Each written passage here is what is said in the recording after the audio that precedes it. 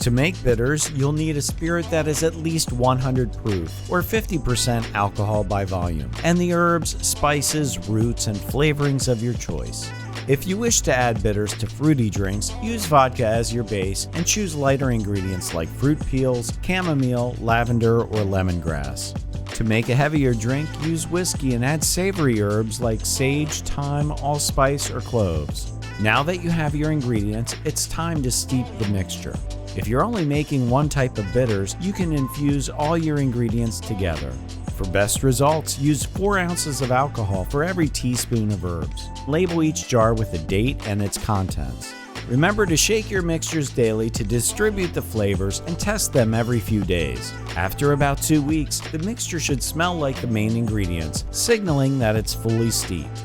Once infused, strain your bitters through a cheesecloth into jars. Then use a small funnel to pour them into bitters bottles. Now you can add depth of flavor to your unique cocktails that guests are sure to love.